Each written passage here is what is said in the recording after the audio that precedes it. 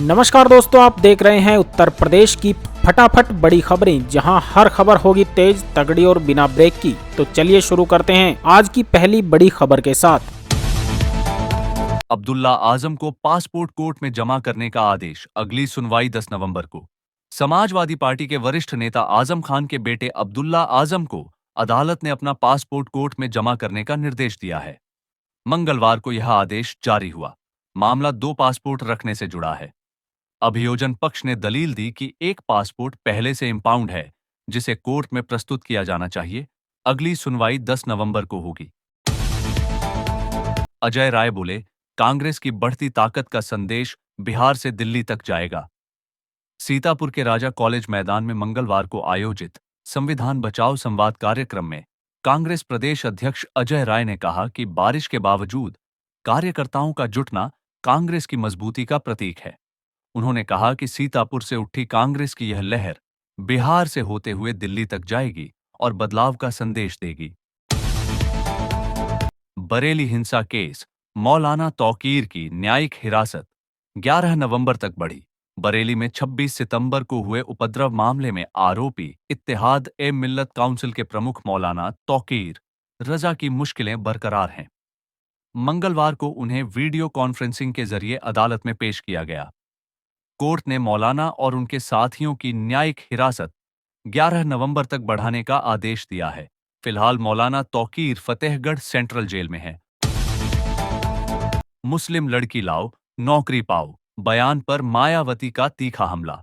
पूर्व मुख्यमंत्री और बसपा प्रमुख मायावती ने सिद्धार्थनगर के डुमरियागंज से भाजपा के पूर्व विधायक राघवेंद्र प्रताप सिंह के विवादित बयान मुस्लिम लड़की लाओ, शादी करो, नौकरी पाओ पर कड़ी नाराजगी जताई है।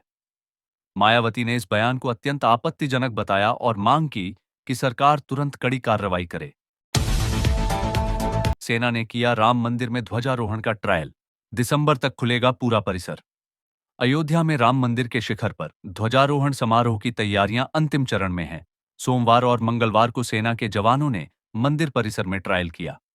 राम मंदिर निर्माण समिति के अध्यक्ष नृपेंद्र मिश्र की मौजूदगी में यह प्रक्रिया हुई।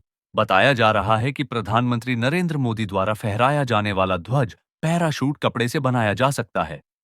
पूरा परिसर दिसंबर तक आम जनता के लिए खोल दिया जाएगा। लालू तेजस्वी पर प्रशांत किशोर का बड़ा हमला। राजद ने मुसलमानों को सिर्फ इस्तेमाल किया। पूर्णिया में आयोजित सभा के दौरान जनसुराज आंदोलन के संस्थापक प्रशांत किशोर पीके ने राजद और भाजपा दोनों पर तीखा हमला बोला। उन्होंने कहा कि राजद ने 30 सालों में मुसलमानों को सिर्फ वोट बैंक की तरह इस्तेमाल किया। साथ ही जनता से अपील की कि वे जाति और धर्म से ऊपर उठकर बच्चों के भविष्य के लिए वोट करें। उनके रोड शो में हजारों लोग शामिल हुए। तेजस्वी को पता है कि लालू सजायाफ्ता हैं, दिलीप जायसवाल का बयान। भाजपा के प्रदेश अध्यक्ष दिलीप जायसवाल ने कहा कि तेजस्वी यादव जानते हैं कि उनके पिता लालू प्रसाद यादव एक सजायाफ्ता व्यक्ति हैं, फिर भी वे नैतिकता की बातें करते हैं। उन्होंने तेजस्वी के रोजगार वादों को जुमलेबाजी करार दिया और दावा किया कि बिहार में जनता को नीतीश मोदी की गारंटी पर भरोसा है। यूपी में शादी अनुदान राशि बढ़कर 51,000 रुपये, आय सीमा हुई 3 लाख। उत्तर प्रदेश सरकार की शादी अनुदान योजना में बड़ा बदलाव प्रस्तावित है।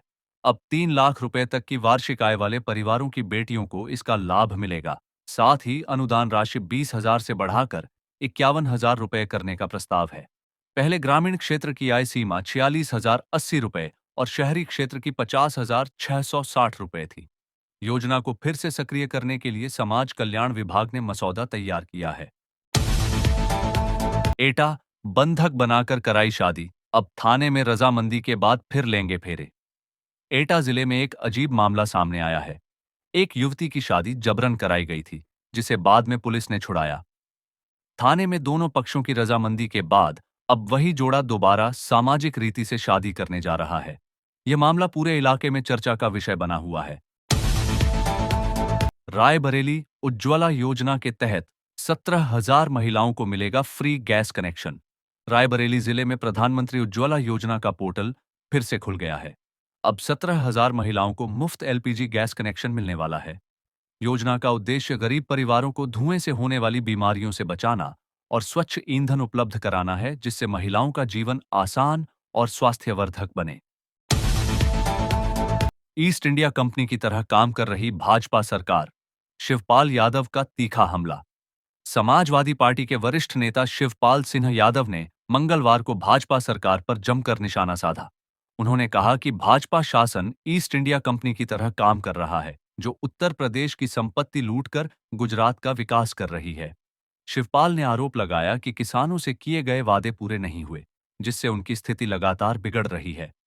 उन्होंने कहा कि सपा सरकार के कार्यकाल में किसानों को सम्मान और सुविधाएं दोनों मिलती थीं, जबकि आज भ्रष्टाचार और उपेक्षा चरम पर है। बलिया में छठ पर्व पर हादसा, कार्बाइड गन से किशोर की आंखों की रोशनी गई। बलिया जिले में छठ पर्व की खुशी एक परिवार के लिए मातम में बदल गई। एक किशोर कार्बाइड गन से खेलते समय हादसे का शिकार हो गया। गन अचानक फट गई, जिससे उसकी एक आंख की रोशनी चली गई। डॉक्टरों ने बताया कि आंख की दृष्टि वापस लाना अब संभव नहीं है। घटना के बाद परिवार में कोहराम मचा हुआ है। यूपी में बड़ा प्रशासनिक फेरबदल, 46 IAS अधिकारियों का तबादला।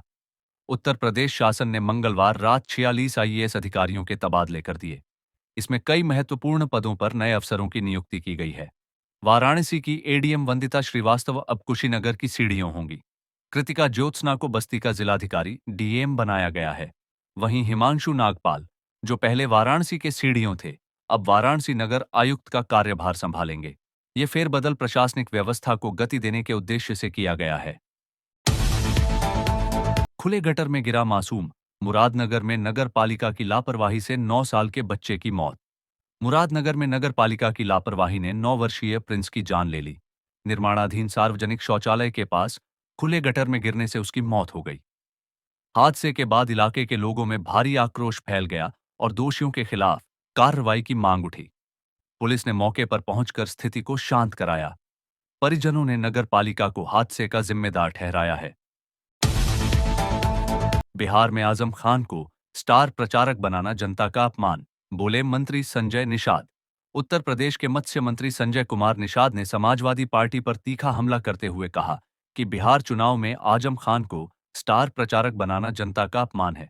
उन्होंने कहा कि सपा ने हमेशा पिछड़ों के नाम पर राजनीति की, लेकिन उनके लिए कोई ठोस काम नहीं किया। संजय निषाद ने अखिलेश यादव पर तंज कसते हुए कहा कि जो अपने संगठन को नहीं संभाल सकते, वे जनता का भला क्या करेंगे। सीतापुर, 25,000 के इनामी लुटेरे को पुलिस मुठभेड़ में किया गिरफ्तार। सीतापुर पुलिस ने रूसहन लूटकांड के वांछित अपराधी को मुठभेड़ के दौरान पकड़ लिया। 25,000 रुपए का इनामी यह बदमाश पैर में गोली लगने से घायल हो गया, जिसे अस्पताल में भर्ती कराया गया है। पुलिस ने आरोपी के पास से तमंचा, नकदी और बिना नंबर की कार बरामद की। पूछताछ में उसने लूटकांड में शामिल होने की बात कबूल की है। पुलिस के अनुसार अन्य 2 आरोपी पहले ही गिरफ्तार हो चुके हैं। तो ये थी आज की उत्तर प्रदेश की सबसे बड़ी और जरूरी खबरें। अगर आपको यह वीडियो पसंद आया हो तो लाइक करें, शेयर करें और यूपी ब्रेकिंग न्यूज अड्डा को सब्सक्राइब करें, ताकि आप तक हर बड़ी खबर सबसे पहले पहुंचे।